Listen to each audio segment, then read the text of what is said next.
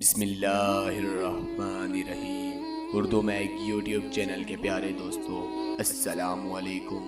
محترم دوستو، آج کی ویڈیو میں ہم دجال اور یاجوج ماجوج کے بارے میں پڑھیں گے اور یہ بھی جانیں گے کہ قیامت کب آئے گی اور قیامت کن لوگوں پر آئے گی۔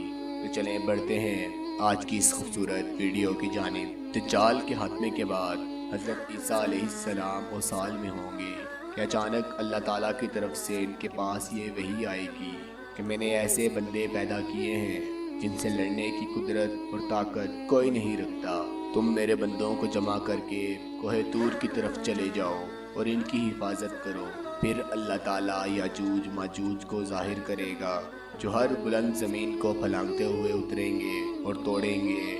ان کی تعداد اتنی زیادہ ہوگی کہ جب ان کی پہلی جماعت بحر تبریہ سے گزرے گی تو اس کا سارا پانی پی جائے گی، اور پھر جب اس جماعت کے بعد آنے والی جماعت وہاں سے گزرے گی تو بحر تبریہ کو خالی دیکھ کر کہے گی اس میں بھی کبھی پانی ہوا کرتا تھا۔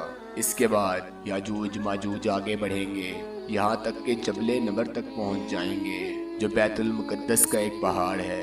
یاجوج ماجوج ظلم و غارت کری اور لوگوں کو پکڑنے اور قید کرنے میں مشہور ہو جائیں گے، اور پھر کہیں گے کہ ہم نے زمین والوں کو ختم کر دیا، چلو اب آسمان والوں کا خاتمہ کریں۔ چنانچہ یاجوج ماجوج آسمان کی طرف اپنے تیر پھینکیں گے اور اللہ تعالیٰ ان تیروں کو خون آلود کر کر لوٹا دیں گے، تو وہ اس برم میں رہیں گے کہ ہمارے تیر آسمان والوں کا کام تمام کر کے واپس آئے ہیں۔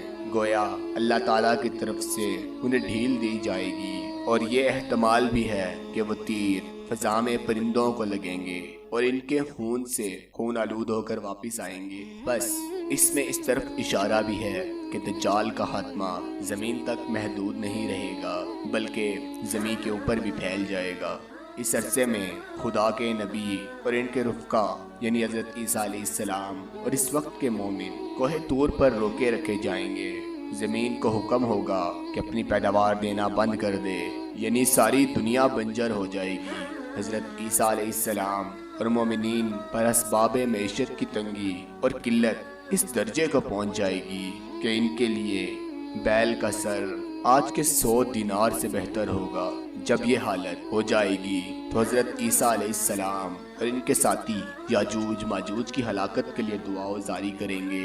بس اللہ تعالیٰ یاجوج ماجوج کی گردنوں میں نخف یعنی کیڑے پڑ جانے کی بیماری بھیجے گا، جس سے وہ سب یک بار ہی اس طرح سے مر جائیں گے جس طرح کوئی ایک شخص مر جاتا ہے، یعنی نخف کی بیماری کی شکل میں ان پر خدا کا قہر اس طرح سے نازل ہوگا کہ وہ سب کے سب ایک ہی وقت میں موت کے گھاٹ اتر جائیں گے۔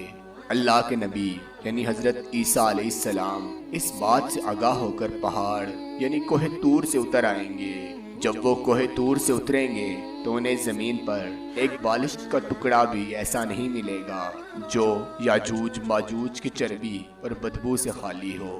اس مصیبت کے چھٹکارے کے لیے حضرت عیسیٰ علیہ السلام اور ان کے ساتھی اللہ تعالیٰ سے دعا کریں گے، تب اللہ تعالیٰ اونٹ کی گردن جیسی لمبی گردن والے پرندوں کو بھیجے گا جو یاجوج ماجوج کی لاشوں کو اٹھا کر جہاں اللہ کی مرضی ہوگی وہاں پھینک دیں گے۔ ایک اور روایت ہے وہ پرندے ان لاشوں کو فیبل میں ڈال دیں گے۔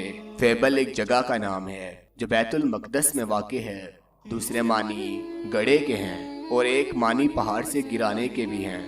یاجوج ماجوج کی ہلاکت کے بعد مسلمان یاجوج ماجوج کی کمانوں اور تیروں کو 7 سال تک چلاتے رہیں گے۔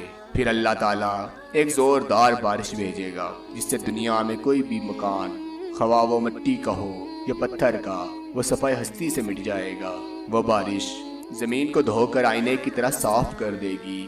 پھر اللہ تعالیٰ زمین کو حکم دے گا کہ اپنی پیداوار نکال اور اپنی برکت کو واپس لا۔ چنانچہ زمین کی پیداوار اس وقت اس قدر بابرکت اور افراد ہوگی کہ 10 سے لے کر 40 آدمی تک کی پوری جماعت ایک انار کے پھل سے سیراب ہو جائے گی، اور اس انار کے چھلکے سے لوگ سایہ حاصل کریں گے۔ نیز دودھ میں برکت دی جائے گی، یعنی اونٹ اور بکری کے تھنوں میں دودھ بہت ہوگا، یہاں تک کہ دودھ دینے والی ایک اونٹنی لوگوں کی ایک بڑی جماعت کے لیے کافی ہوگی۔ دودھ دینے والی ایک بکری آدمیوں کی ایک چھوٹی جماعت کے لیے کافی ہوگی۔